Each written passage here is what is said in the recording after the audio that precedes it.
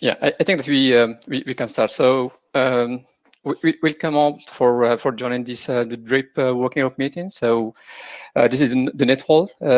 So make sure you are familiar with this with the net hall. So if you have any clarification questions, you please don't hesitate to raise them. For the logistics, so we have Shuai who will take care of taking the minutes, the pointers there.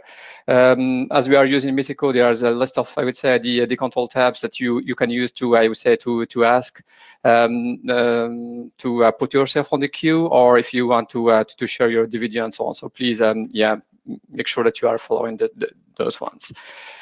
As for the objective of this of today's meeting, we have at least so we have two objectives. The first one is to make sure that I would say the various reviews that we received from since the last interim meeting are addressed, and to have an overview of I would say the pending issues that need to be, I would say, considered by the authors of the requirement draft and also the architecture one. And then there's I would say the other objective is to make sure, or at least to assess whether we are ready to launch the working class call for the requirement and for the architectural documents. As you may know, so we have the milestone for this one is for July. We need to have I would say an assessment from the authors, but also from the working group participants, whether we are ready or not yet for those ones. So these are the two objectives we have for the meeting. So that's why we have, I would say, the first half of the meeting that will be dedicated to the requirement and to the architecture. So Stuart will be on the floor to present us the recent, I would say, progress that was made on this two documents. And this time we are scheduling the solution discussions. So we have 4 talks. Because we will also to prepare to the working group work on the solution ones that will be for September. So this will be an ignite of this, I would say, of the discussion about the solution, and then we have the closing part. So unless there is any version on the agenda, I suggest that we proceed with this one. Any comment to the agenda?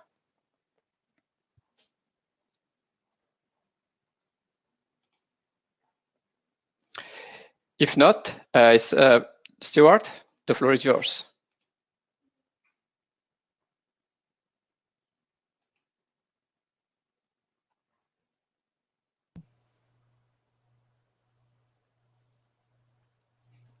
Stuart?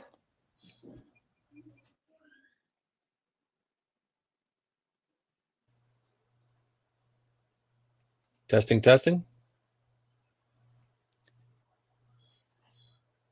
Yeah, you have to share your slides, Stuart. Yeah, I entered the screen sharing queue. Have I been flipped the screen sharing?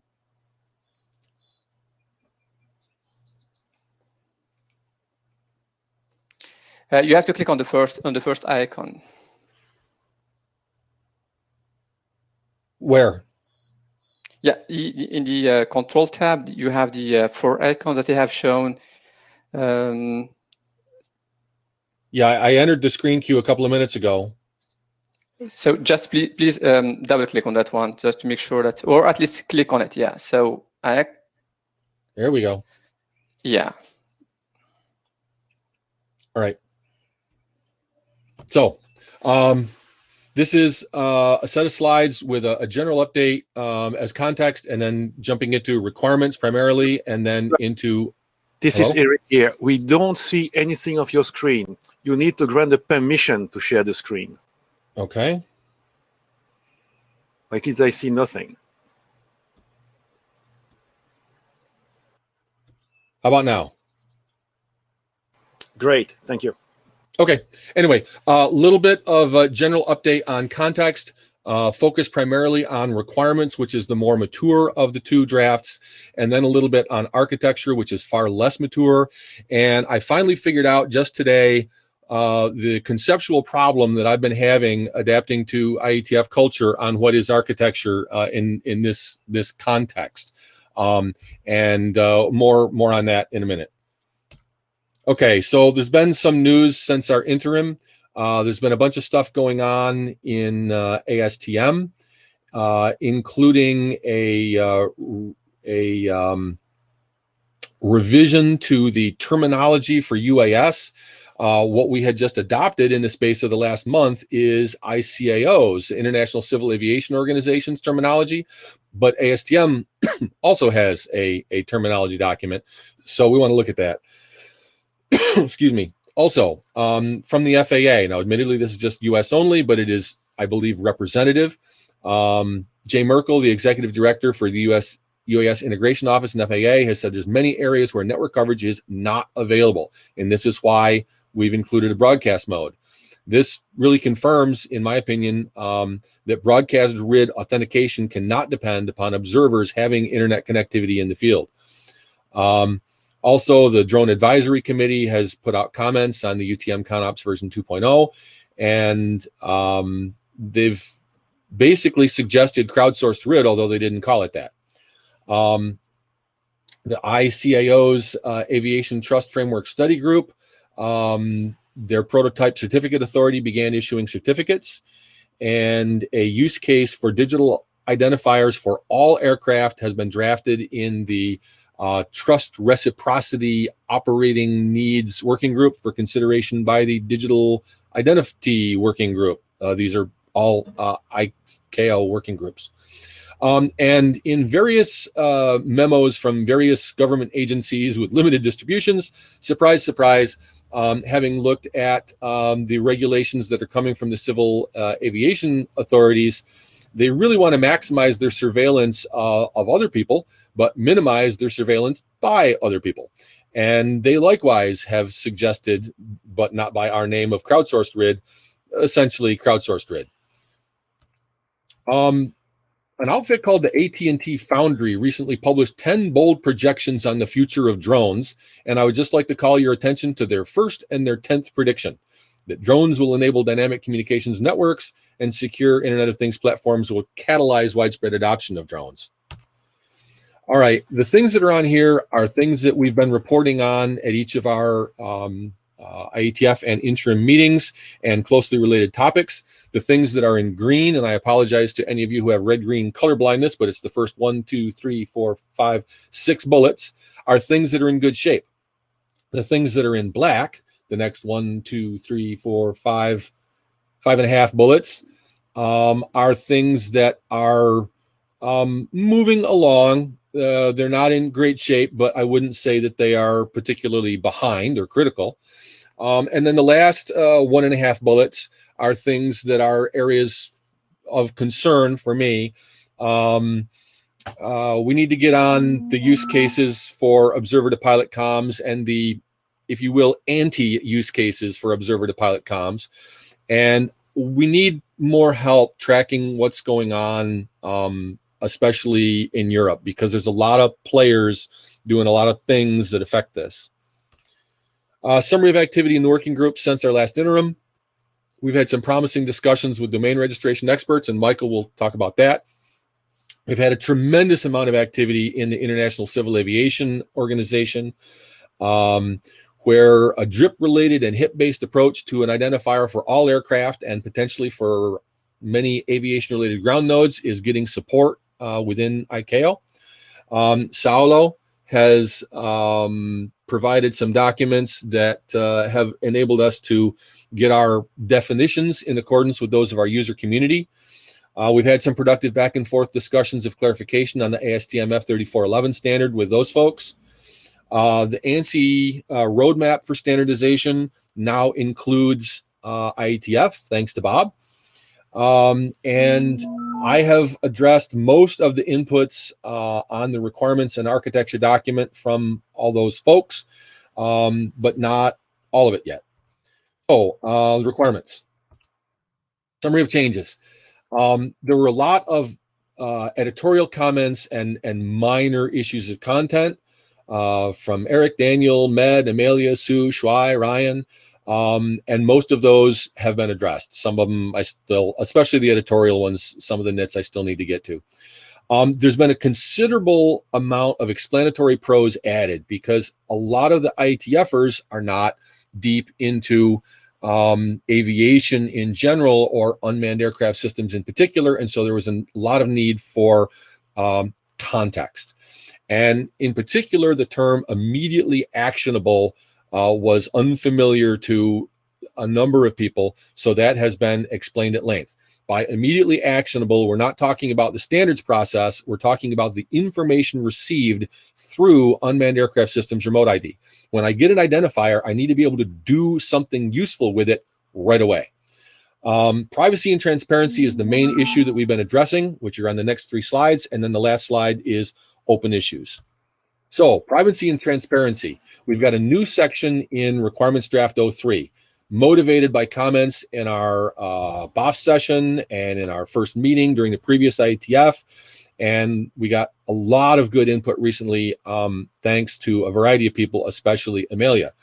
She checked us out against RFC 6973 and said that we didn't score too badly. We were weak on user participation, especially the user's ability to express their preferences for the disclosure of their information. The only thing that was entirely missing was defaults, which we need to correct.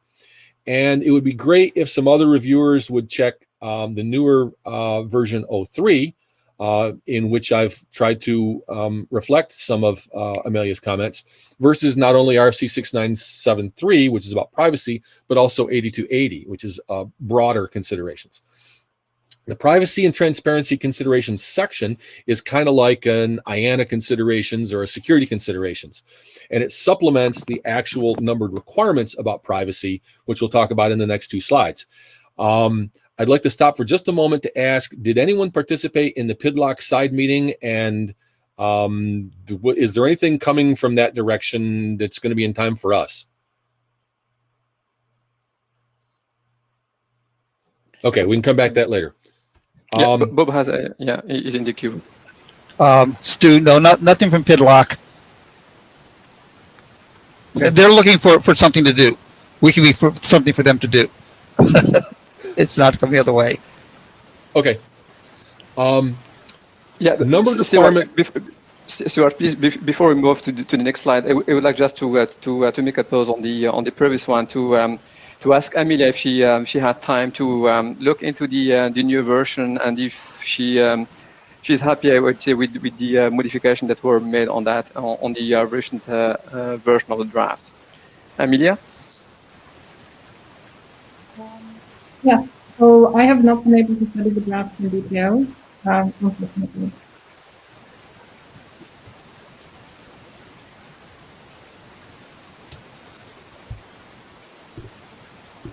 Okay, so privacy requirement 2, encrypted transport.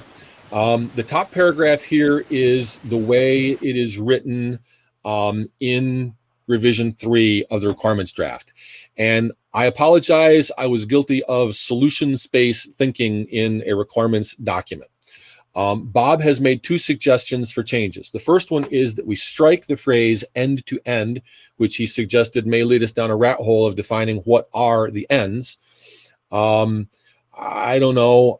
I kind of hate to drop that qualifier, but I grant that he is right. It does create a question of defining what is the end.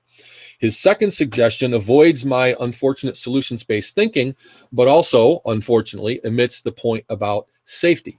What this is all about is the so-called system message transmits the location of the pilot and the ground control station. And that means that in the clear, anybody who's got a Bluetooth or Wi-Fi receiver can find out where a pilot is and go harass them, which is not desirable. However, public safety and security personnel need to be able to get that information. So, okay, let's encrypt it. But if we're going to encrypt it, then those public safety or law enforcement personnel need to be able to get the key. Well, can they get the key if they're out in the middle of some national forest and they don't have internet connectivity? My solution-based thinking was, well, you know, if the aircraft is doing network as well as broadcast ID and it's not getting ACKs on its network ID, it needs to stop encrypting its broadcast ID. Because if the aircraft, with the advantage of height of its antennas, can't get to the internet, then some guy on the ground who's, you know, surrounded by trees isn't going to be able to get to the internet either. So he's not going to be able to fetch keys or ask somebody to decrypt it for him. But that's a how, not a what. And so we need to change these words to say something about you can't encrypt your broadcast RID if that would compromise safety or violate regulations. So exactly what wording we do for that is still up for grabs. All right, privacy requirement 3, encrypted storage. We got a little bit outside the IETF swim lane here, but at the same time, we wanted to encourage appropriate behavior. So we've weakened this to DRIP should facilitate selective strong encryption of private data at rest in such a manner that only authorized actors can recover it. And then in an explanatory note for that numbered requirement, not the text of the numbered requirement itself, we've said how the information is actually stored on the end systems is out of scope, but encouraging privacy best practices, including end system storage encryption with appropriate protocol design, is in scope. So I would like to request my first hum. Is this acceptable text? Yeah, before we discuss this point, I prefer we go back to the previous one that you have mentioned with the modification you proposed with Bob, and to see if there is any, I would say, any further comment from the participant, any input or any comments about the current one from the audience.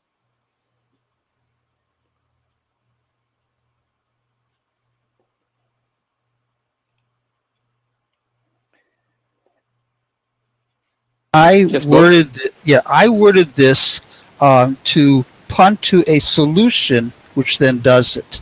That it's the CAA which will be setting policies, and the solution would have to implement it. Of course, I'm biased because I do have such a solution proposed. So I am coming from that direction. So I would like, obviously, like other people, to say whether I got it or not with this. I think this is, I like my wording, but we can add a word about safety in here. But this is requirements.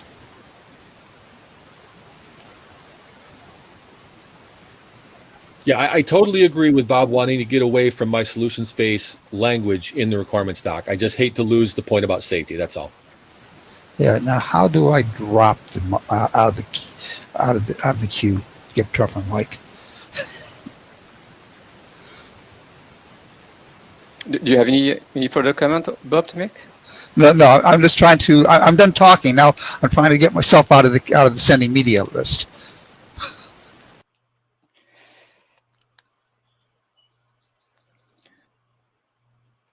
So because I'm sharing my slide screen, I'm not looking at all the rest of the Meet Echo stuff. So I don't know if anyone's in the queue to speak. There is no one currently on the queue, but there are some comments, I would say, on the chat. So there is, I would say, people who agree that there is a need. It's good to define the ends when we are talking about end-to-end. So I think it's good to at least to define that what we mean by the ends when we are talking about end-to-ends. I don't know if Alex or Jonathan, if you want to make your comment on the mic, you can make it if you want.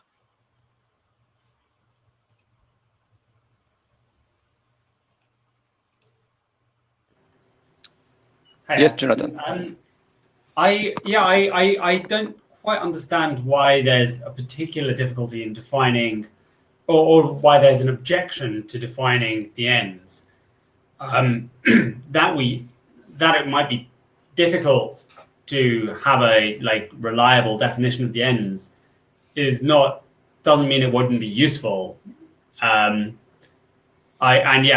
feel like dropping a security requirement just because it's difficult to write the definition seems like a bad reason to drop it.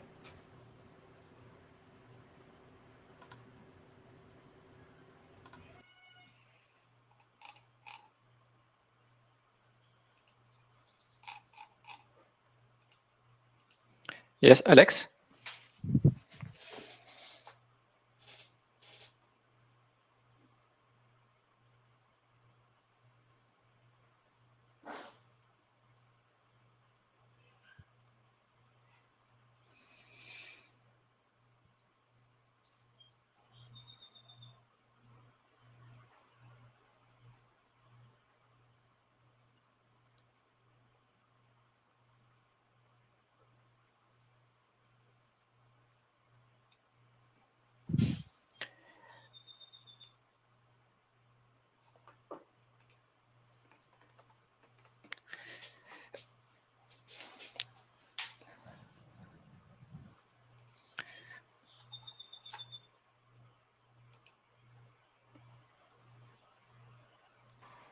So Alex, don't forget to click on the mic icon where there's a small triangle next to it.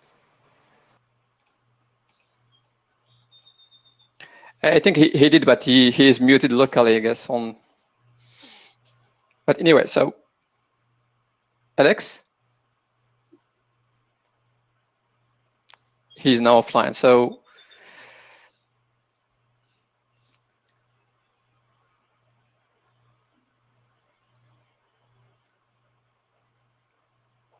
we can move to the next slide, and then if when Alex is back, we can give him the to speak. So Stewart, please.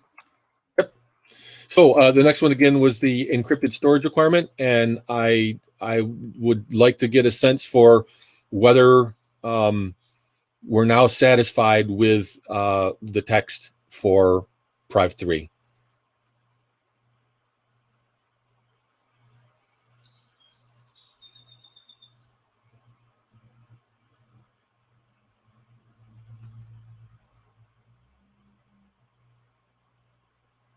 Do you hear me now? Excuse me.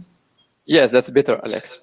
Yeah, okay, let me try to join the video queue also. So if you still hear me, thank you, Jonathan, for the comments. And so now in front of my eyes, I see this slide with Prive to encrypted transport, which generally speaking, I think is a good requirement for IETF protocols. It provides it has an entire security architecture behind it, and it provides a acceptable level of security in that my traffic to another end of the network will not be listened to by some attackers, and they will not be able to modify the traffic. But this is always a end-to-end that is unicast from IPC to a web server, for example, okay? And it's good to have encrypted transport there. It's very good. But now when we talk broadcast, and broadcast has a particular meaning, then it's difficult to define a good encryption. And I'm afraid in IP already there is probably nothing in that. And also in IP, there is no broadcast IP, but it's multicast IP, because IP is, of course, IPv6, I consider. And that's a very difficult question to solve. I also think that the person, Jonathan, he said something about end-to-end, which sounds like multicast. I am an end, I send the packet to several receivers, multicast, and there might be something possible there in terms of encryption. I'm not sure what exactly, but the other thing that Jonathan mentioned, ends to end, I think at IETF there is nothing about that. And I think there is nothing that could be possible about that. Or even though I must acknowledge, I admit I know nothing about HIP and about PIDLOC and these things. So I don't know. Yeah. Yeah, so these are my comments. Thank you, Alex. Oh, one quick clarification. I just want to make sure that everyone realizes that broadcast RID does not use IP. Broadcast RID is an application-specific message set that goes directly over a Bluetooth or Wi-Fi data link without any IP framing. Yes, thank you, presenter, for this clarification. And this brings me the other question. So, what kind of thing should I mean, I am a newcomer here. I do not know the entire context. But what kind of thing could IETF do below IP, right? If you say broadcast below IP, maybe broadcast at file layer or broadcast like in TV broadcast. But what could IETF do about securing that, right? There is nothing. And I think. Well, so a little bit more context. The system as a whole has plenty of components that do use IP, but that particular mode of doing remote identification over the data link does not use IP. So, you know, all of the players have got IP connectivity in some places and at some times, and the network remote ID mode does directly use IP connectivity, but the broadcast RID is just over a data link.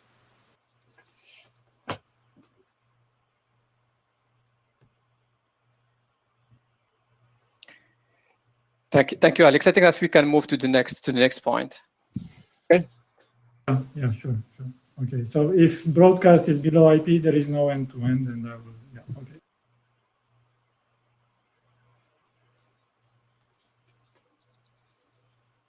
So, Med, is this an appropriate place to do a hum to see whether the working group likes the current language? I don't think personally so. I think I would prefer to have a discussion, I would say, to more inputs, because, yeah. So unless there is, I would say, the some comments to be made here in this session, I prefer that we discuss this further. You share this, I would say, the modification that you have made on the list, and then we can proceed on that one. So may I just call on the participant? Do you have any, I would say, any particular comment to make on about this one to Stewart?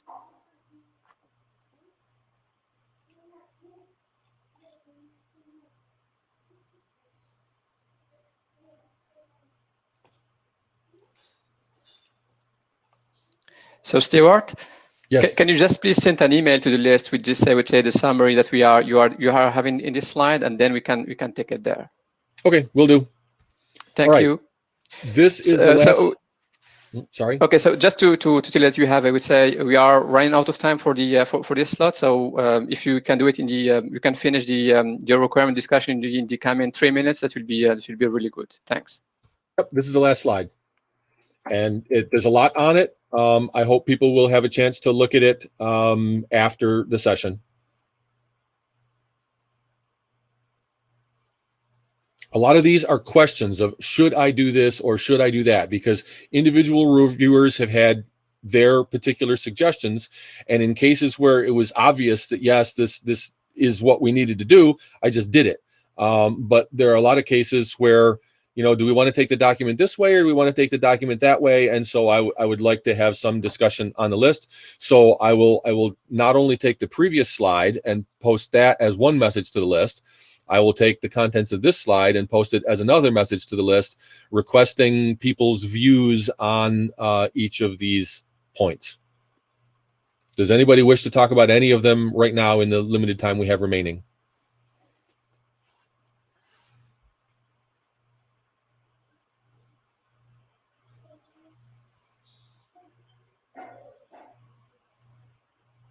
Okay, that's all I have, and I would like to move right on to architecture, if I may. Yes, please. Okay, so the first thing I want to say before I even get into the architecture slides is I've really been struggling to understand IETF culture with regard to requirements and architecture, and I think I've finally figured it out. In my background, you start with operational requirements like, I want to fly at 30,000 feet. You move from that to functional requirements, which would be like, well, that means I need a function that allows me to ascend to 30,000 feet. I need a function that allows me to maintain at 30,000 feet. And I need a function that allows me to descend from 30,000 feet. And then that finally leads to technical requirements, like I need 3 jet engines and 2 wings. And that doesn't seem to be quite the way it works in IETF. And so, you know, for me, architecture always follows requirements. It does not precede them. But I guess that's because IETF kind of jumps straight to the technical requirements, skipping over the operational and the functional, in which case, all right, looking at architecture before requirements makes a certain amount of sense. However, in this particular case, that overall architecture, we don't get to define. The whole genesis of DRIP and of trustworthy multipurpose remote ID is that another user community had a problem. And I looked at that problem and said, the IETF has got a lot of stuff that it could bring to bear to solve this problem. But we don't get to define the overall architecture. It's defined by the regulators and by external standards development organizations. And so the architecture document that I created is, in a sense, the wrong architecture document, because I guess what IETF really wanted is one that described that overall architecture prior to specifying technical requirements. But that's already predefined, and it would be pointless for us to replicate all of the definition of that architecture that already exists in literally thousands of pages of documents published by regulators and other standards development organizations. So I jumped directly to a solution space architecture, which has led to some confusion and some pushback. So there are lots of open issues, many of which hopefully can be resolved by simply recognizing that this draft is in fact for a solution approach architecture and probably should be moved away from the requirements and towards the solutions-based documents, along with what Adam and Bob and others have been doing. So here are the reviews that I've received on architecture. Med has some review points that I have partially addressed. The main point that he has made is the requirements document and the architecture document need to be better coordinated so that requirements are in one and architecture is in the other, but the architecture document has a link to the requirements so that each architectural point is justified in terms of a requirement that it satisfies. Bob also has made a number, by the way, this is not all the points. I've only kept the residual ones that have not yet been fully addressed. The ones that are fully addressed, I'm not wasting everyone's time with today. So there's not a common theme amongst all of these. One thing that I think I can answer is this one about asking the ASTM chair. My read of the F3411 document is that for broadcast RID, it defines specific message formats. For network RID, it defines only the data dictionary. The elements in those dictionary are the same elements that show up in the specific message formats that are used in broadcast ID, but the specific message formats themselves are not dictated for network RID. However, for confirmation, I will ask the ASTM chair. And then there's some questions about scoping. What really belongs in the Arch document and what belongs in the other solution space documents. And Amelia did a very thorough and very entertainingly written review, which I quite enjoyed. And I've attempted to summarize here my understanding of her points. Some of these I need to go directly back to Amelia one-to-one or on the list because I just need to clarify some things. For instance, I was not actually speculating on activities of other SDOs where I said they may. That was actually an explicit thing that the regulators said this is allowed. And ASTM, as the primary SDO operating in this area, said, well, we have defined messages and we have defined a data dictionary and we have defined how you transport them over Wi-Fi neighbor awareness networking, and we've defined how you transport them over Bluetooth. But if you wish to transport them over something else, have a good time, right? So I was just highlighting the fact that that the people who defined the message formats have said, yeah, go ahead and carry them over other things, and how you do that is up to you. We've only specified how to do them over these two particular wireless data links. So anyway, there's a lot of clarification, obviously, that I need to make in the draft to address many of these. There were additional points in the thread that Amelia's review launched. And a lot of it revolved around the distinction between safety and security. ASTM has said this is a security standard, their F3411, which was what we initially focused on fitting our stuff into and augmenting with better trustworthiness. But now there are other organizations, including EuroK, who are now stepping up and saying, well, we're going to go further and we're going to do a safety standard. The difference is security in the mind of the aviation community is about stopping people from doing intentionally bad things, whereas safety in the aviation community is about not having planes accidentally crash. Okay, and the aviation community generally requires that any standard that tells you how to do a thing needs to be held to a higher bar if it is a safety standard as opposed to a security standard. Okay, Daniel also gave me a very substantial review of the version 3 of the architecture draft, which is the most recent and as yet not reviewed by anybody else. And I haven't really addressed any of these yet. So I have some of my own questions and concerns. The first one is, we've talked about the use of RDAP as an appropriate way to get the information out of the registries that contain the bulk of it, which is private and only to be looked up by those people with suitable permissions. But RDAP is really suitable for looking up machines or, logical processes. It's not intended to look up humans. Whereas the pilot that an observer might need to get a hold of right now also needs to somehow be looked up and contacted. And so my question is WebFinger perhaps an appropriate way to do that? Then once we do have from WebFinger or whatever other source the information on how to get a hold of the pilot, we need some way to enforce AAA policy on the observer initiating any kind of IP flow to that pilot, because we don't want people who are annoyed by that buzzing sound of the drone, who have no particular standing as public safety personnel, to be able to bother the drone pilot while he's flying, and thus actually reduce rather than improve safety of the general public. Now, the next is my whining, and it has to do mostly with draft scopes. And I will caveat that a lot of my frustration presumably comes from my own failing to participate more frequently in give and take on the mailing list.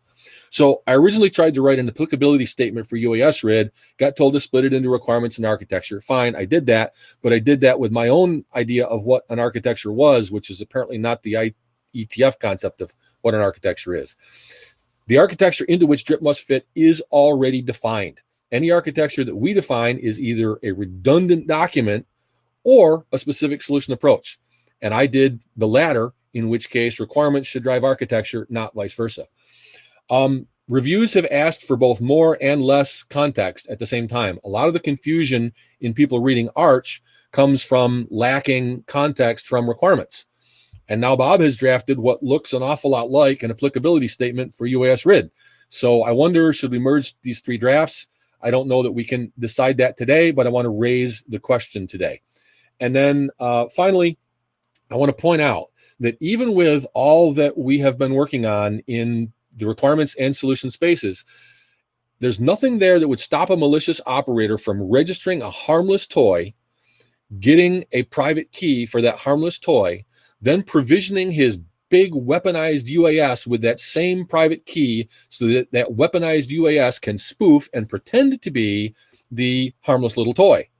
And so this may be an area where Bob's concept of crowdsourced remote ID could go beyond simply sharing received broadcast remote ID reports over network remote ID to also sharing other sensor information. So if I'm standing there with a smartphone that has a camera and I'm seeing a big, heavy, multi-engine UAS, it is clearly not the cute little toy that was bought at Walmart. And that is all I have today. So I would like to relinquish my screen unless somebody wants me to go back to any particular slide.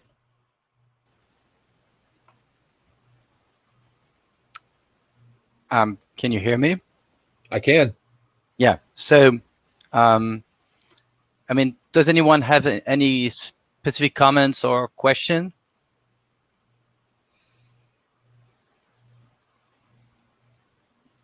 Please go, Jonathan.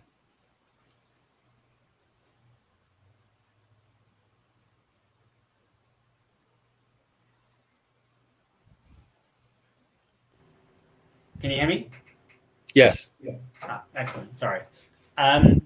Just as the preventing somebody taking another drone's ID, maybe a technical solution that you could investigate would be the use of puffs or pseudo-random unclonable functions. Basically, they're physical chips that are very, very difficult to clone.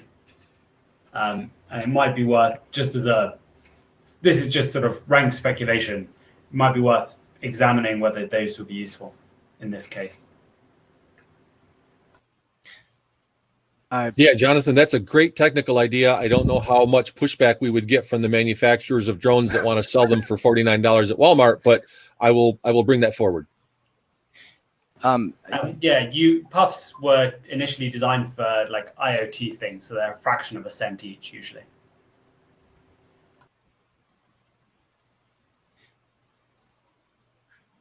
Well, what I'm wondering is that is that a problem we need to solve? I'm not clear about that. And I tend to think that we need, it's part of one of the assumptions that the private key is going to remain private. Well, the trick there is that most of these aircraft do not even have the computational horsepower to self-generate a key pair. So in most cases, the ground control station probably is what will be used to generate the key pair, and then provision the aircraft with the private key thus generated, which means the private key is in the hand of the pilot or operator, and he could just as well take that same private key and provision any number of aircraft with it. Yeah, I hate the idea of the private key not being self-generated by the aircraft. And for the bigger ones, for the more expensive ones, there should be no problem with the aircraft itself generating its own private key.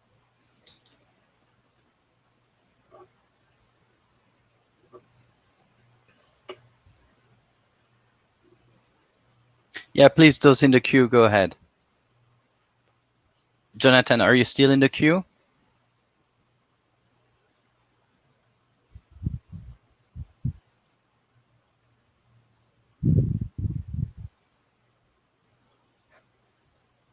Please, Janga Babu. Here, like today, most of the chipsets comes with a module called TPM, Trusted Platform Module, which is especially used for this kind of security purposes. Can't this be used?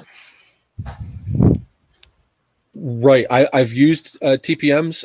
I've actually written a secure bootloader that uses them, but I'm not aware of any small, inexpensive UAS that have TPMs thus far. Okay.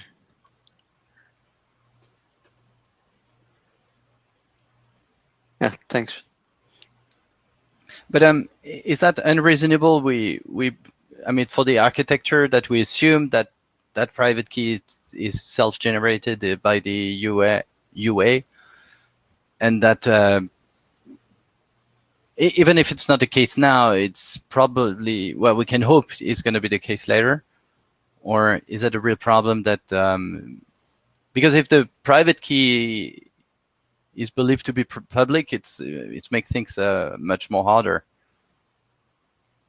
Understood. And perhaps that is the best answer we can come up with. Perhaps all we can do is say that, when the world evolves to the point where even small, inexpensive consumer drones have the ability, the computational horsepower and the volatile and non-volatile storage and so on to do it, then we can do it. And until then, we can't.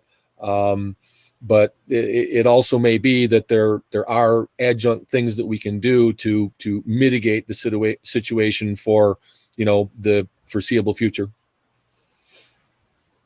Anyway, CSRID itself is not a fundamental part of DRIP. It's an option. I think it's a very attractive option, and lots of other organizations have stumbled across similar ideas. So anyway, that's a discussion that we can also take to the list. I just wanted to open the discussion at this point. Yeah, Cullen, please.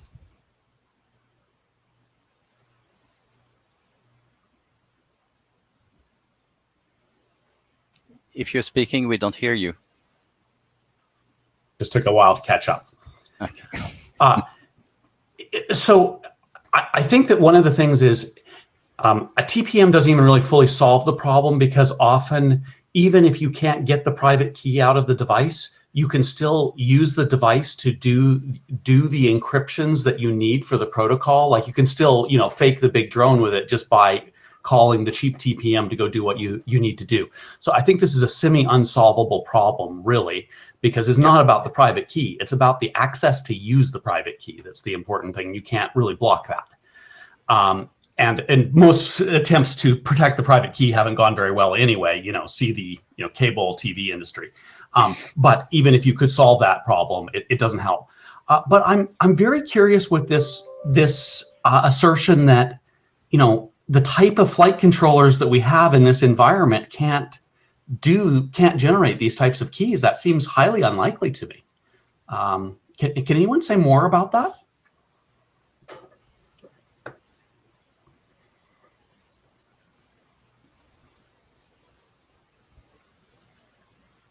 Well, I do share your concern. It's something I don't understand why those flights, those planes, aircraft can't generate the keys. It's also something that surprised me. Yeah. So I guess it is theoretically possible, but you should realize that most of these flight controllers don't even have an operating system. They are, embedded controllers running. Sure, but I write public key crypto on STM32, F4, F7 series all the time, right? There's no big deal doing on those type of environments. So we've implemented DTLS on 8-bit processors. I think if we're going to go with that assumption, we should, if that's an assumption that's critical to us, I think you guys should dig into it a little bit deeper and just challenge it and make sure you're right that the processors you're using can't do this, because I think you'd be surprised. No, I grant your technical point about the hardware. I'm more concerned with what's wrapped around it. That when you go to the store and buy one of these things, it's running an app that is not only a bare metal app, it's a closed source app. So of course, right. Yeah. So yes, this is a direction that we could go, but it will require more manufacturer cooperation. Okay. That really gets to a good point there. I think you should say it that way, that if you require the manufacturer to change the software on the drone, then that's a deployment, whatever, that's a limitation, but you have to decide whether you're doing that or not. That point I understand. Thanks. But what I am wondering is, Stuart, are you asking if we should take as an assumption that the private key remains reflecting the identity of the EUA, and is expected to be protected in a way that it can't be used as an oracle also, or are you asking if we should consider what is existing today? Okay, so I think what I was saying is I find the assertion that the CPUs on a drone that are capable of keeping it in stable flight are not capable of generating a key. I find that I don't believe that. That seems very unlikely to be true to me, and it sounds like that's not that's not probably the important assertion here. Probably the important assertion was you're trying to do an architecture that doesn't require changing any of the software on the drone. That's a very different statement, right? So those are two things, and then what accidentally got confounded with them was a third thing, which is whatever you're doing with your private keys, if you think they're not going to leak, you're out of your mind. They are going to leak. People are going to be able to steal those private keys, or at least steal the ability to use the private keys, even if they can't directly read the private key.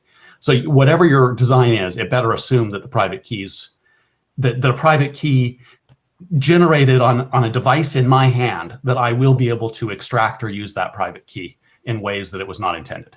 Right? That I think that needs to be a security risk of thinking about it. Yeah, so I completely agree. But my question to Stuart is, do we have to consider what is today, or can we have? Is that a reasonable assumption to say, yeah, the device is identified by that private key, and even though it's a risky, there has some risk inherent to that assumption, but is that reasonable to take those assumptions or not? So I guess my instinct was to simply, in the basic DRIP documents, to highlight the risks associated with private key compromise, leakage, inappropriate use by the guy who generated it, etc. Right? But then in the add-on, if you will, optional things that DRIP can do when extended with something like CSRID, that we have mitigation strategies available.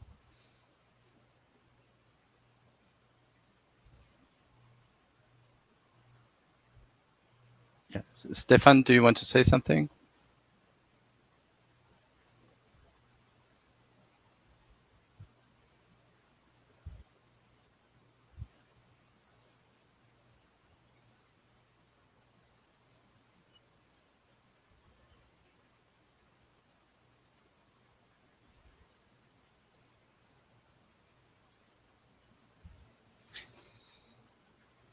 If you're speaking, Stefan, we don't hear you.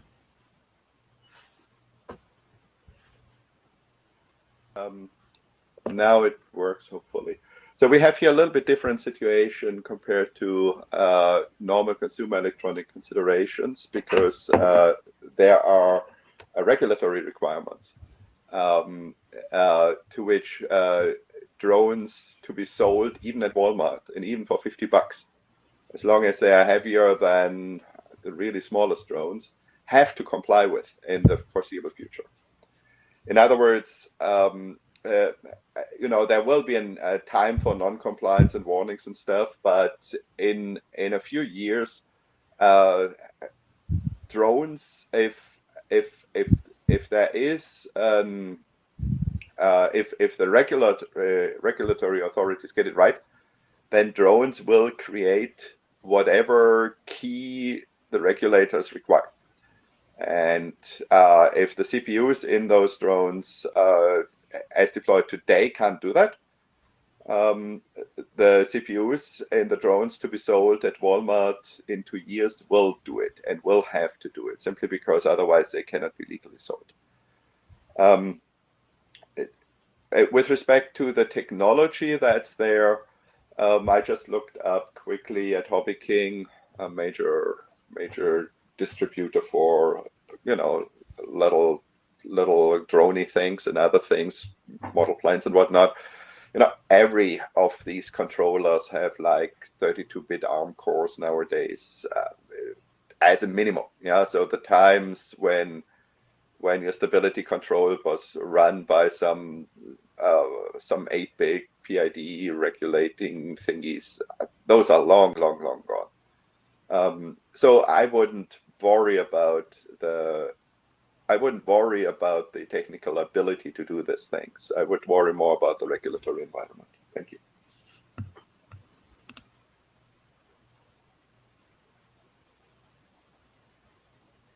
Great. I mean, a number of you have pretty much changed my thinking in the last 10 minutes on this point. At the top level, though, a couple of people have pointed out that keys will leak, and it would be great if we had some strategy for dealing with the leakage of keys, even if we assume that at some point in the future the keys will be properly self-generated. Yeah, please go, Stefan. Again, the security is always a relative target, right? I mean, I'm by no means a security guy, but you do what you can do, and that's as far as you can get. And if a key leaks, a key leaks. So what, right? Things are, I mean, we can design as good as well as we possibly can under the assumption that a key will leak, but the thing is still called a private key. And as long as the system doesn't break down, if there is an occasional misidentification of a drone because of a bad actor who recorded keys of one drone and put it in another drone when he shouldn't have done that, legally speaking, that shouldn't be our problem either. That's a problem of the bad actor and of the enforcement authorities.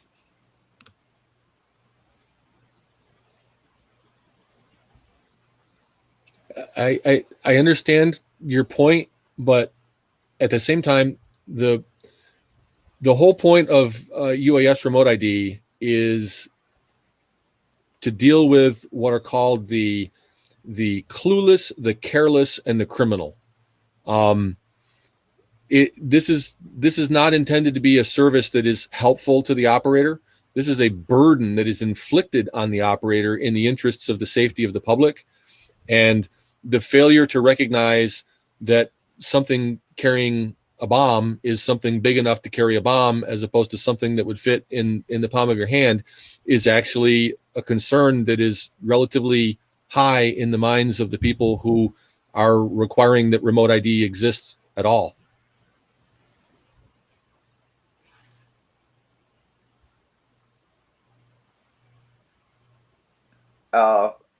So making the hurdles as high as we can with respect to private key interception and reuse in an environment where you should do it is certainly a valid design goal, but striving for perception is a bad idea because it's impossible. It's as, and I'm 100% with Cullen there.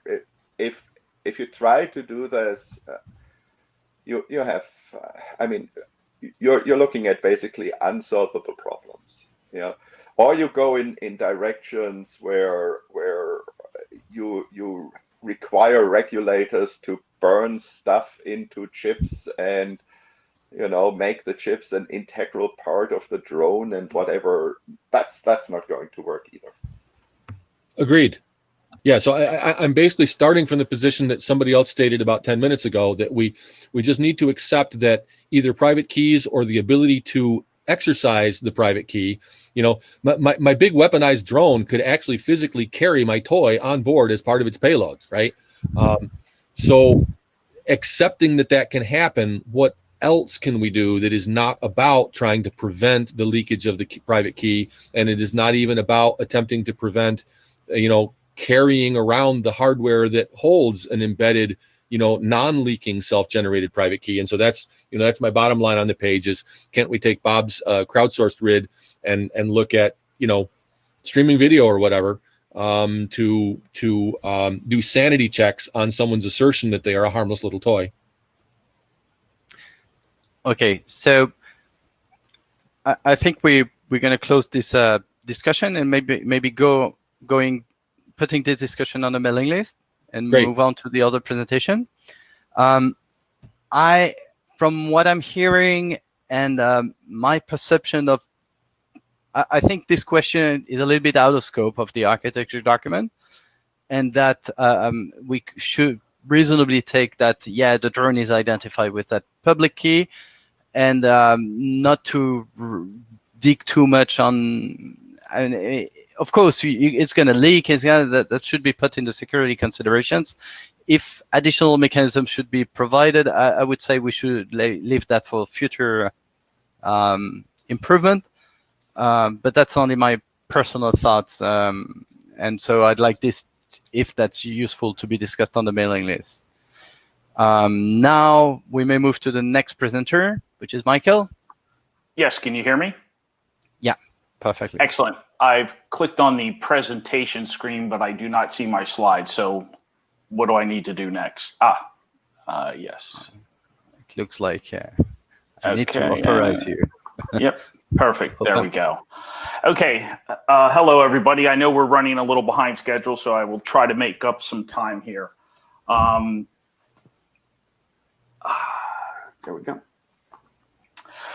So I'd like to begin by stressing that my focus here is on a very small piece of a much larger drone puzzle. And specifically what I'm looking at here is creating a registry or a repository of unique identifiers for drones and the owners or operators of those drones.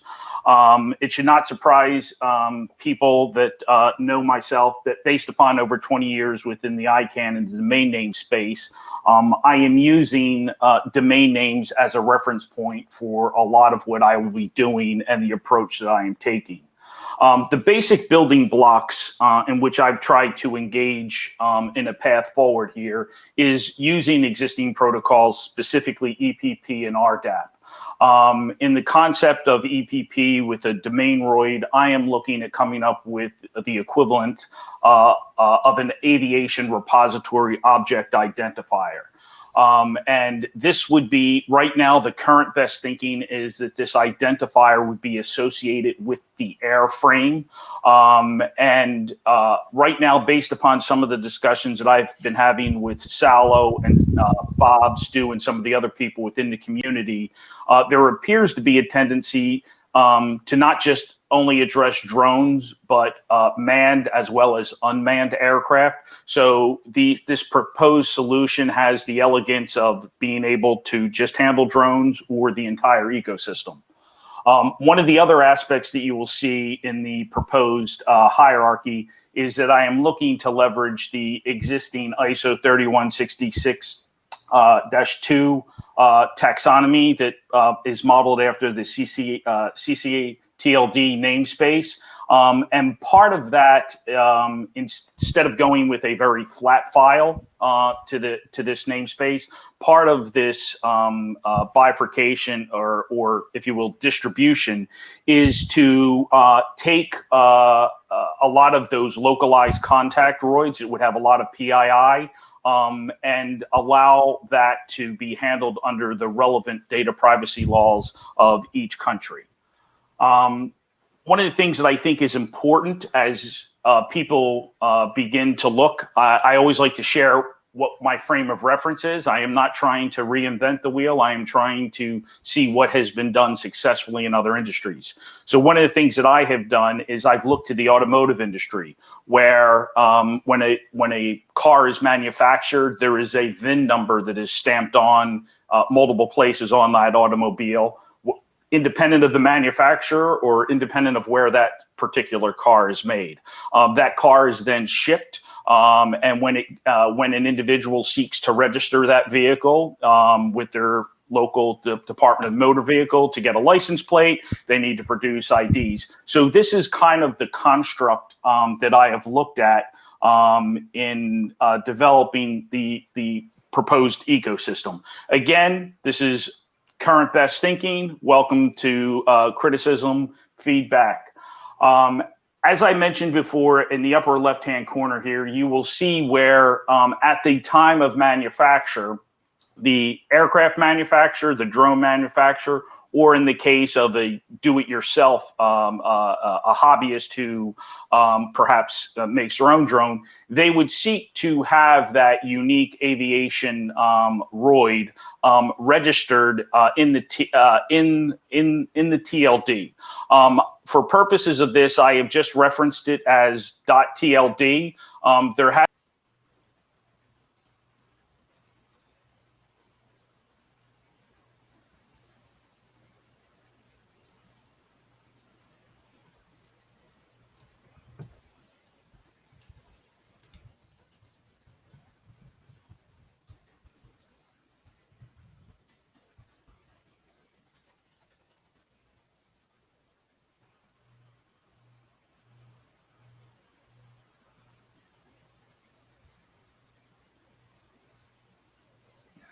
Can you hear me?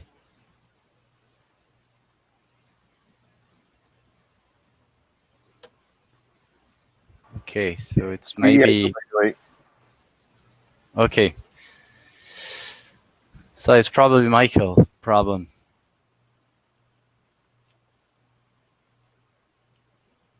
I'm wondering if it would be better maybe that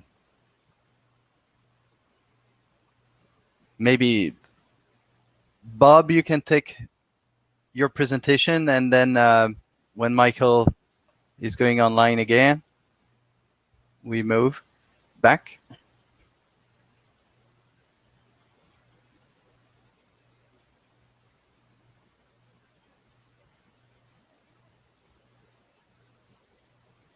So Bob requests a lot of things, I think.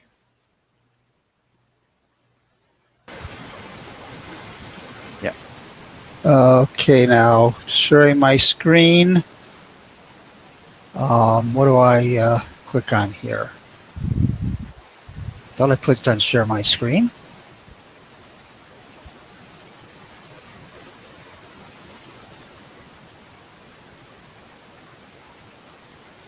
I share my screen now?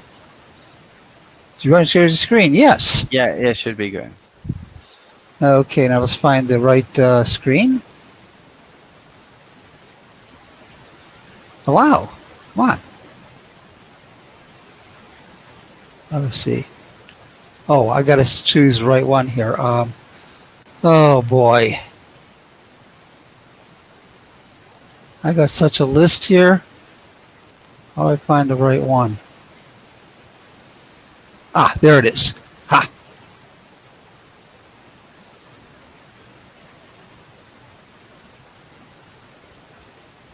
Hey, you see it now? Yep. Okay, so let's go into screen mode here. Present slide mode. Okay, let's go here.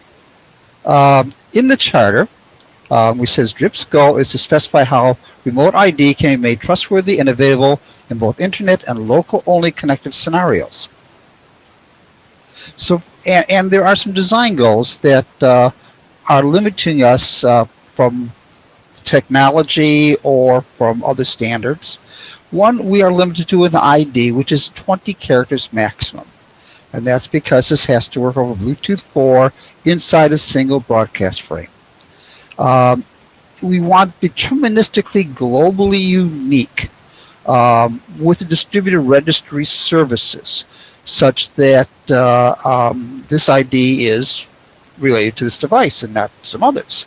We also want non-spoofable, provable ownership without internet lookup in 200 bytes, which would fit within the chained Bluetooth 4 frame or into a Bluetooth 5 frame, and much less for better performance, which probably will require some internet lookup.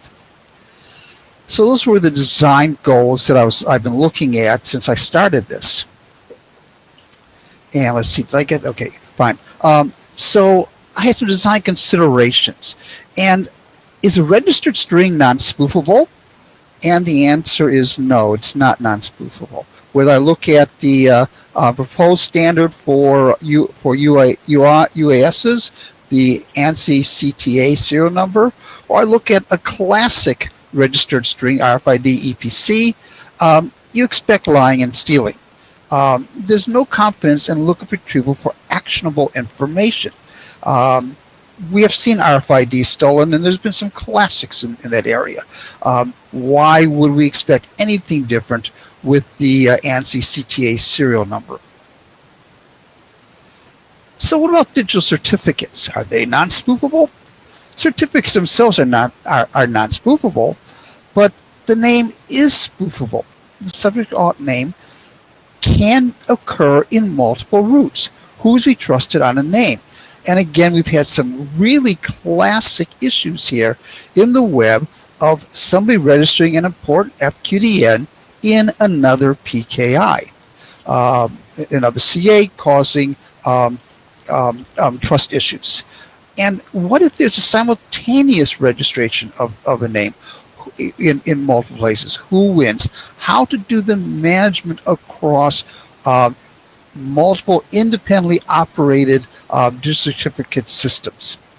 So those were design considerations which I looked at. And to be trusted non-spoofable, identity needs to be self-asserting. This is my particular claim, and the only way to do that I've been able to learn to do a self-asserting identity is that the identity is derived from trustable information. That is a public key. And there's an algorithm that this trust information yields identity. Hash the public key into identity. Fixed length results as best because that's what protocols like. So I'm worked on this as design considerations. What I was thinking about a year ago when I was first brought to this problem space.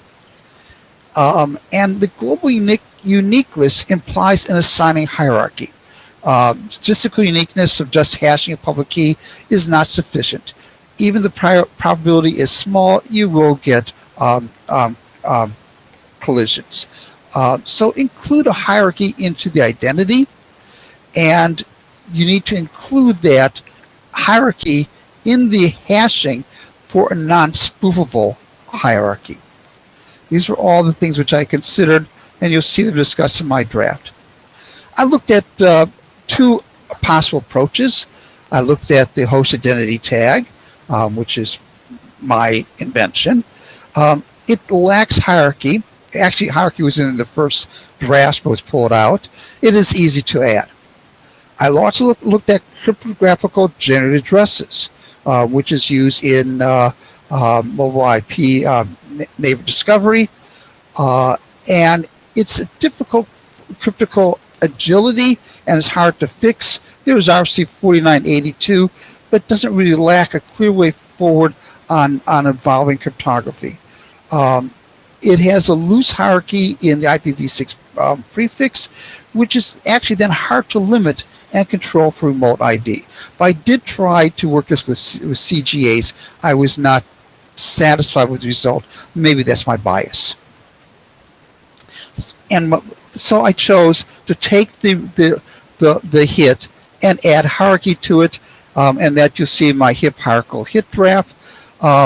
And it's an open discussion whether there's a better way of defining the 96-bit partitioning, and I'm open to. I have changed that from the original draft to where it currently is, and we can debate the choice of VDDSA 24519 with C-Shake 128 sweet choice, but the EDDSA gives us a public key in 32 bytes without patent issues, which I feel is important, unlike P256. And C-Shake is neat, and it does give me some nice features that I like. But again, I'm open to discussion on that. But that's what I put my starting position on. The global uniqueness is through registration. I put out a draft used on how to register hierarchical hits within HIP, but EVP that Michael was presenting is probably a better choice. I'm willing to concede that and look at how we can use EVP for the provisioning and get global uniqueness that way. Lookup by DNS.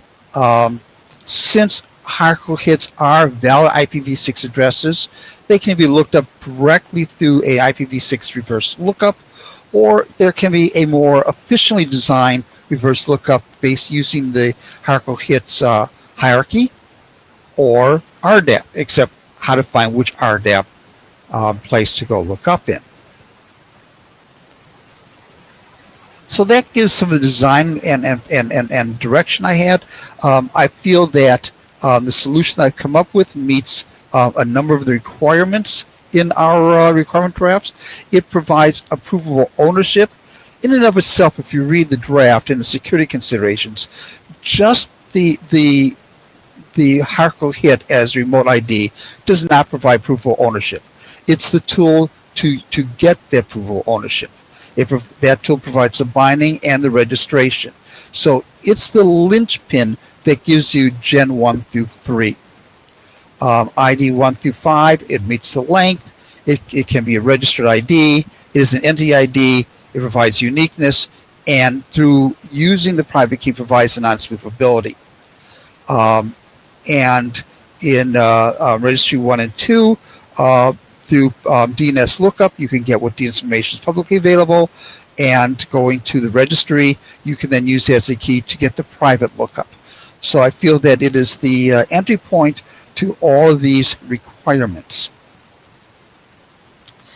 And so I would like to that the draft be called to the adopted by the work group. It can't be, I've been told by our chairs, not at this this session, but I want people to please read the draft. Please comment to me directly, comment on the list, so that in the August interim, we can make this as a call for work group adoption. That covers my slides. Kind of covered it fast, but that is it, and I'm open to questions.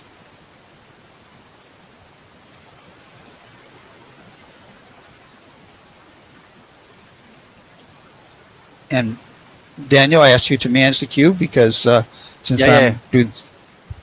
So any question? I don't see anyone in the queue, except Michael, but I don't know. I know why Michael is on the queue.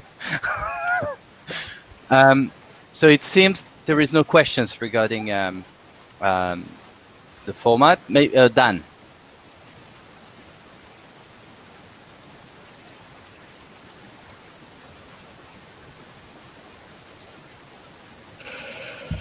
Thanks. Can you hear me? Yeah. Hi, Bob. Hi, Dan. Did you consider using identity-based crypto for this then? If you've got some 20 byte identity, you can figure out the public key based upon whatever identity is. That would give you, every human being on Earth could have several drones at that rate. Dan, I will admit I'm highly biased against identity-based encryption. It puts too much trust in the identity server. It is too much of an attack surface. You get that, you've totally compromised everybody in the IBE ecosystem. It can work good for a small group, but for something this large, oh my God, is that an attack surface? Okay. So that I've not seen, yes, I did think IBE, and I threw it out literally in the same thought. Okay, thank you. Nice comment. So who actually read the draft? If you read the draft, just jump into the queue.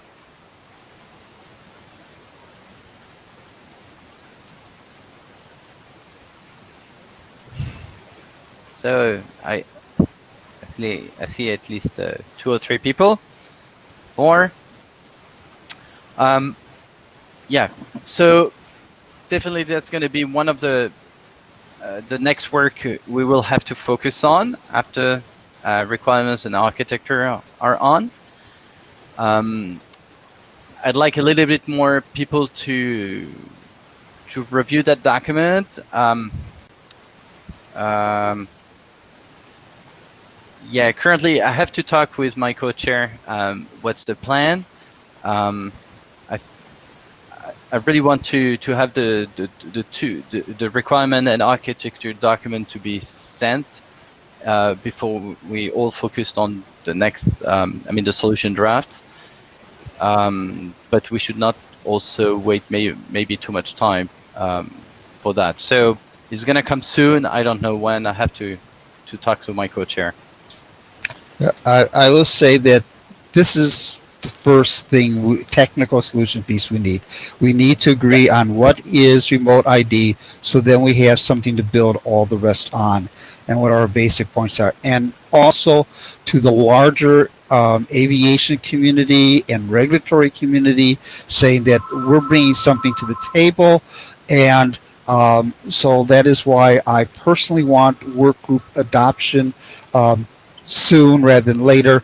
So when I'm in these ICAO meetings, when I'm in the other meetings, I say, I can point to that this is no longer an individual submission, this is a work group adopted submission.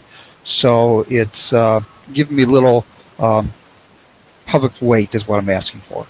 Yeah, so maybe another question I can ask the working group is, given the presentation, so even though you haven't read the draft, or if you have read the draft,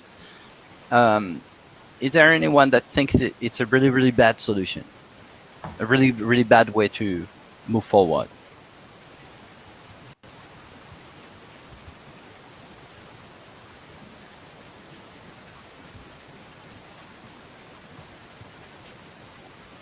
So I don't see anyone strongly opposing to that document, so which is interesting information for us. Yeah. So Bob, I do understand your. I do understand what you're saying. I do share your concern. So we will be back to you soon. So now I suggest that we finish Michael's presentation. Okay. So unshare me and turn it over to Michael. And just drop me out of the cube now, please. Hello, everyone. Sorry for that interruption. And hurricane is not supposed to hit for at least another 2 days, so premature interruption. Can everyone still hear me? I can hear you. Excellent. Very well. Perfect. All right. Maybe you can share your presentation. Yeah, good. Perfect. Yes, perfect. And we want to go over to, there we go. So I believe this is the screen where I last got cut off. And again, just mindful of time, I think this is self-explanatory as far as the hierarchical nature of what I'm proposing and how this is largely modeled after the domain name marketplace. This following diagram here is a diagram which Bob and Stu had presented to the ICANN registry operator working group a couple of months ago, which shows the UTM architecture. And the reason I've used this document here is I'd like to show you where the proposed hierarchy or registry would fit in.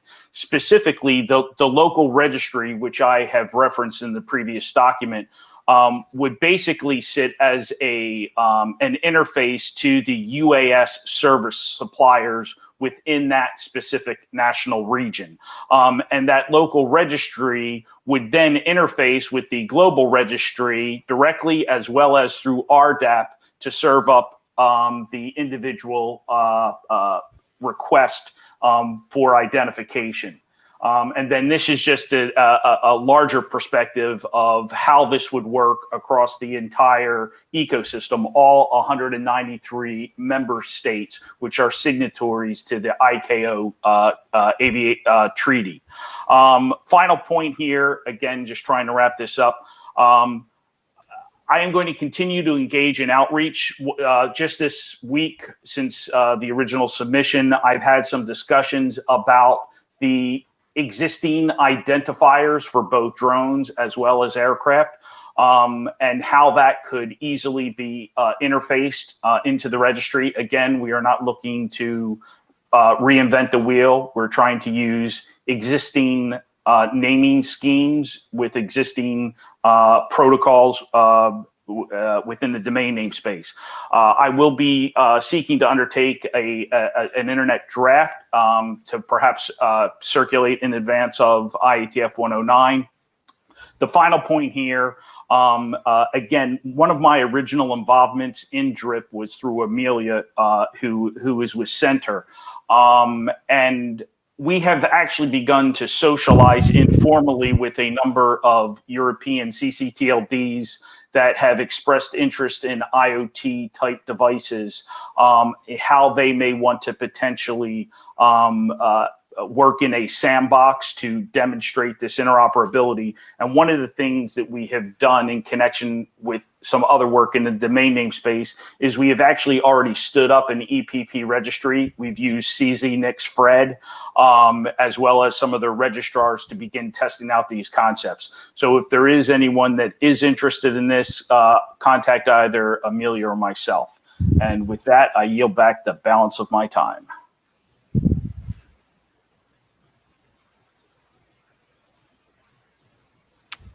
Any question?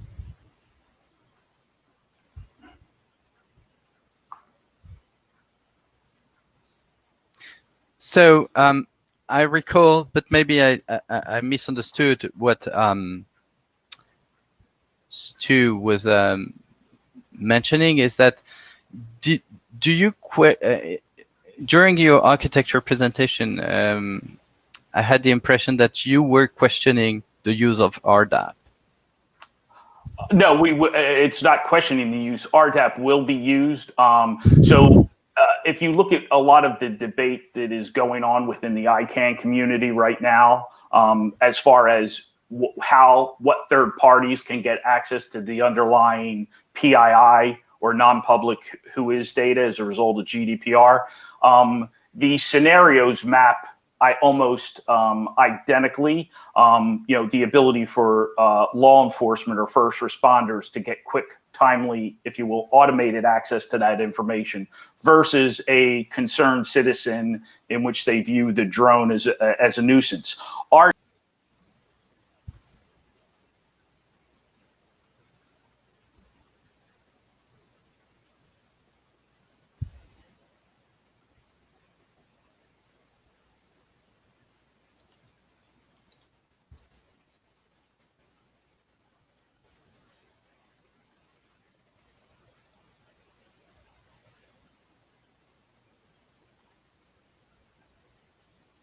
Stu?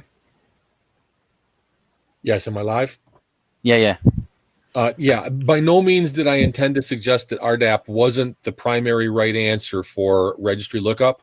I was merely suggesting that perhaps for looking up individual humans as opposed to, services, servers, machines, we might want to augment it with WebFinger.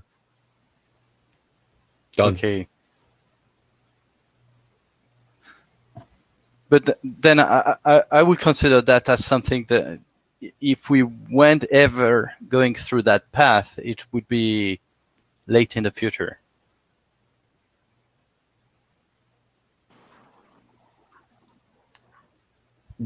I guess, perhaps, because it's really only required for the so-called observer to pilot initiation of comms, which I think is important, but is currently not part of the FAA NPRM or the European regulations or the ASTM standard. Okay. So, Michael? Yes, can you hear me again? Yeah.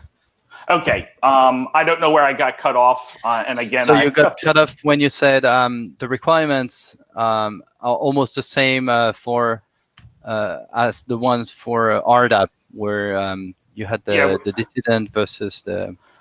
Yeah, so let me keep this real short, and again, I'll just follow up on the list to explain this in more detail.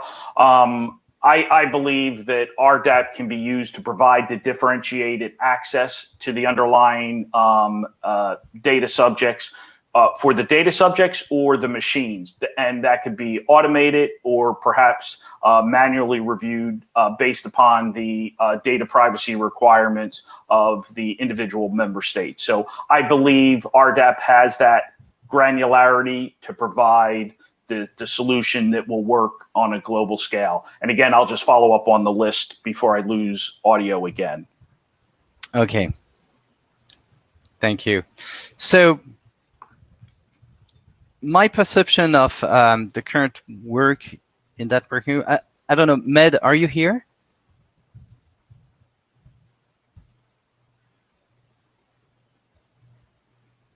Okay. So what I'd like to is have a few minute discussion on the current work of that working group before we eventually move to a last presentation.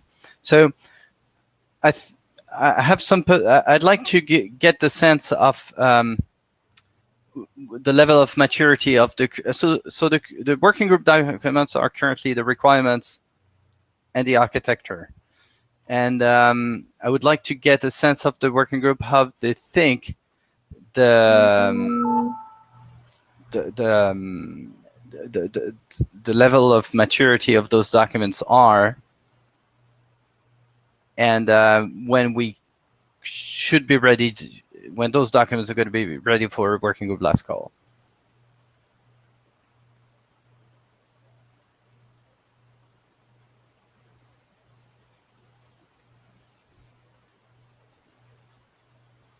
Stu? Yeah, if I may, even as the editor and primary author of architecture, I do not believe it to be ready for working group last call, although I will continue to work on it and try to move it in that direction as rapidly as possible. The requirements document, I believe, needs one more round of minor changes as long as we get confirmation on the list that the language proposed today to address those issues is acceptable. Okay, right. Yeah, it's also my perception So the requirements you think could be, with one additional iteration, should be ready for working group last call. I'm wondering what is the sense of the people in the room. Anyone thinks it's definitely not ready?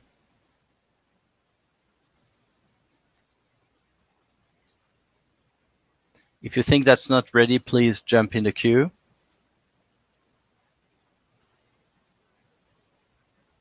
Bob?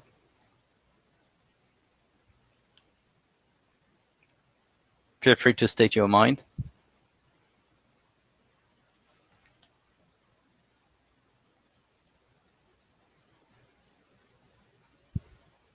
My system a while to allow it. Sorry about that. Requirements is ready with just the NITs, which I've on the privacy one. I think it's ready for work group last call. Architecture's not, but I don't think that should hold us back. We have the requirements. We can work on that. We have enough of the architecture there that we know what we need to do on that. I've seen many work groups that the architecture has gone on for a long time in honing that down.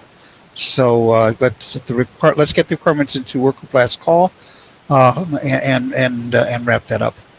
And let's do it. And I continue to beat on architecture. Okay, yeah, that sounds reasonable. Anyone wants to react to what Bob just mentioned? It's also concur to my perception of the work. So yeah. So now I think, do we have time for the last presentation? I think we can go to that presentation. Yeah, Adam's is way more important than my privacy one. Adam is next. Okay. And then drop me out.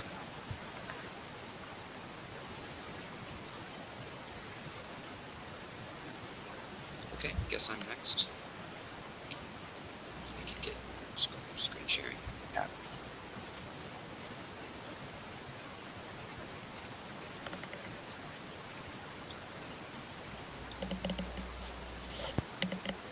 Okay, can you guys see my slides? Hello.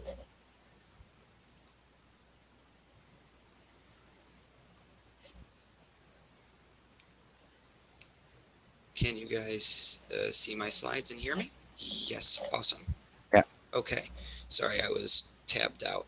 All right, so I'm going to talk about the authentication formats today. So this is the DRIP auth-DRIP version 3.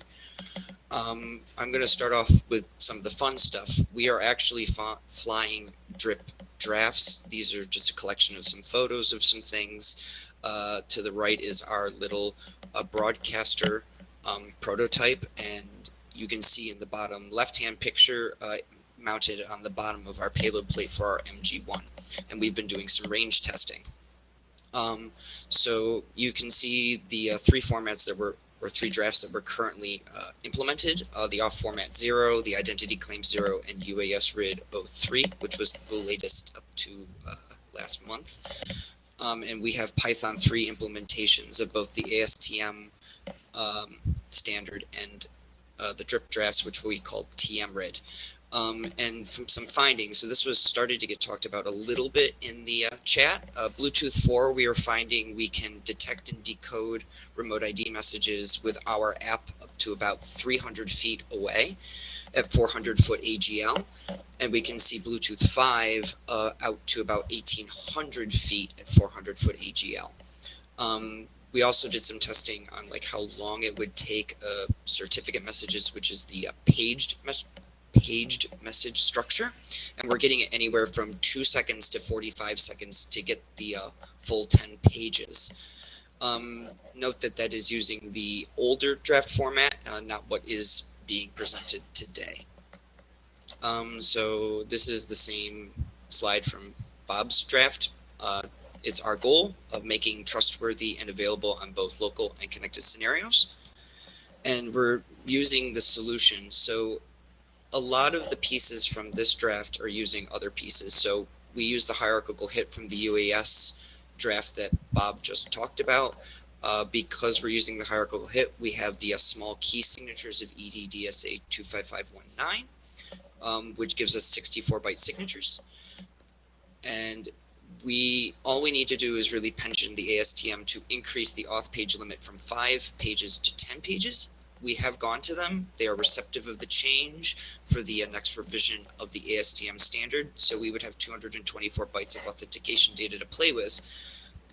To add to our solution, we would add forward error correction for Bluetooth 4 and the certificates for local only connected scenarios.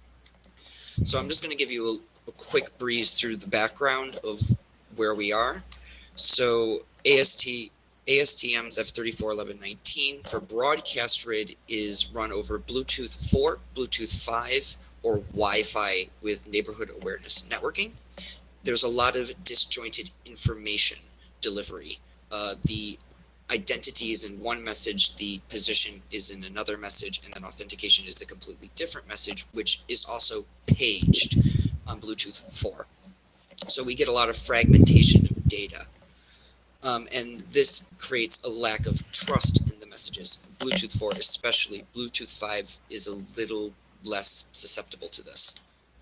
So the question was raised very early on in our BOFs, why so small? Why are we stuck with 24 bytes or 20 bytes for the identifier? This is what a Bluetooth 4 frame looks like. We only have 25 bytes of data, and one of them's already taken, leaving only 24. That's excluding any other extra headers that ASTM defines. For authentication specifically, that leaves only 109 bytes total for authentication data to be used into 5 pages. So just some high-level draft changes from version 00. We're at version 03 now. I can't type and I can't spell. I am upset. We have new auth formatting, which I will go into detail in the next couple slides. And the entire draft covers 3 requirements: Gen 1, Gen 2, and Gen 3. Certificates address Gen 1 and 3, which are provable ownership and registration, and the auth types that I will present cover the provable binding, or Gen 2.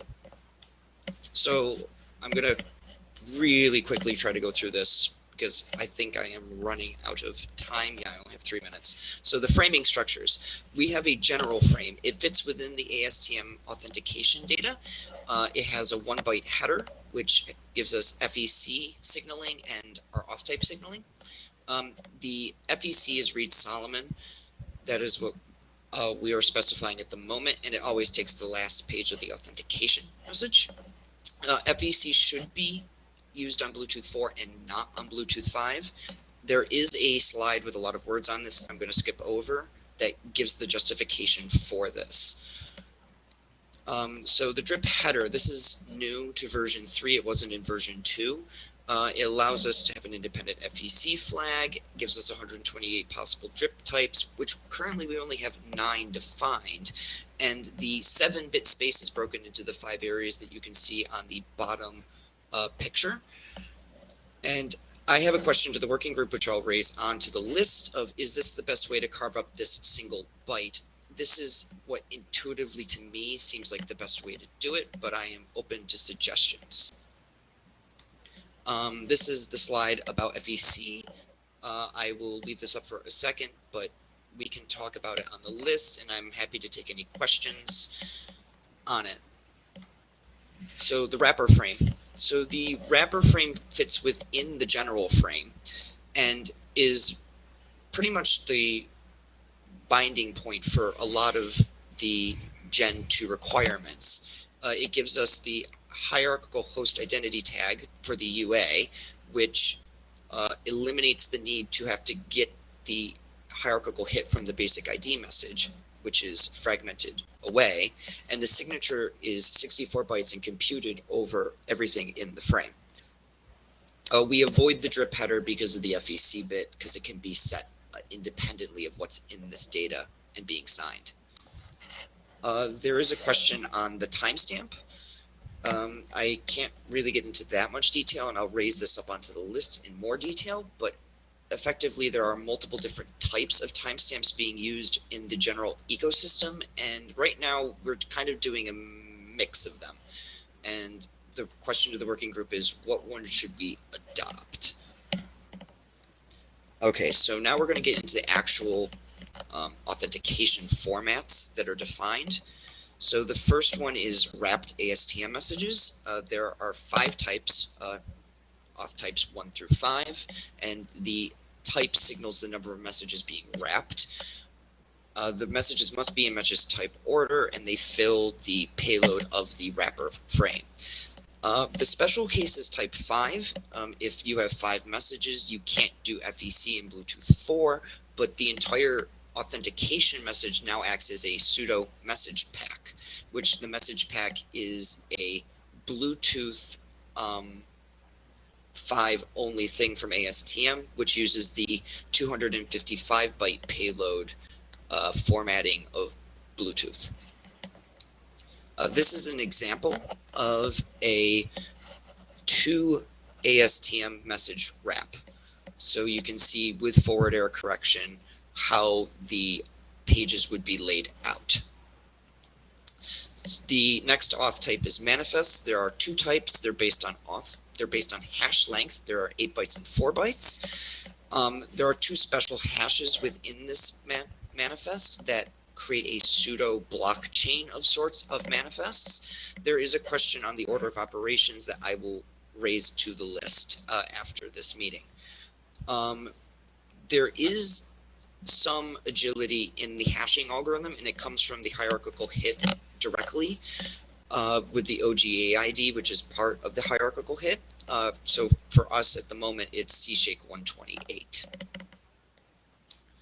The final format for Bluetooth 4 is the certificate registry on aircraft. The certificate is defined much more detail in the identity claims draft, so I encourage people to go look at that. But effectively, the 200 bytes fit snugly within the general frame and give us 23 bytes of FEC. So on to Bluetooth 5. The Bluetooth 5 is a little bit easier because it is all within one Bluetooth frame. So again, we have the certificate, but this time we don't do FEC because FEC in Bluetooth 5 is kind of irrelevant. And we could fill the last 25 bytes with another message type.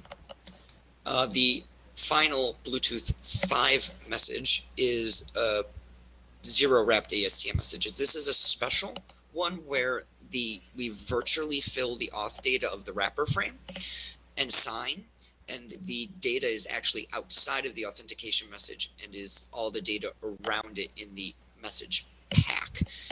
There is a question of we can maybe name this something slightly better than 0 wrapped ASTM messages. Here's the entire auth type tree to give you guys an idea of the layout. And as you can see, ASTM authentication data, general frame fits within that, and then the wrapper frame fits within the DRIP authentication data, and then the payload has a multitude of different formats that can fit within that. And with that, I am done. I blazed through this in record time, so I will take questions, comments, or concerns on this, either here or in the mailing list. I'll leave that up to the chairs if we have time. Yeah, so thank you. I don't know how much time Miteko is going to left us, so I think the meeting has been, we get over time. I think the discussion should go on the mailing list. I just want to recall that we have interim meetings that are planned, so well, I hope that by the time we will have made progress on that. And I'm just wondering if anyone has anything to say. Maybe Med, if you're online.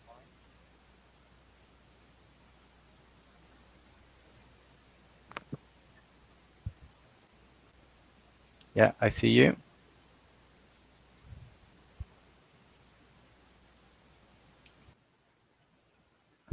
Hello. If you're speaking, we don't hear you.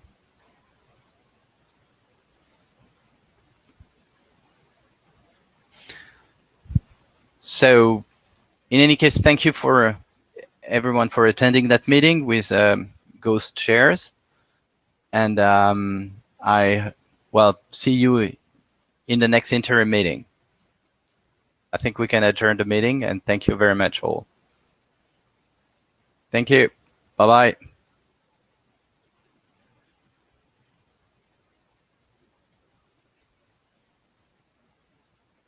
Bye.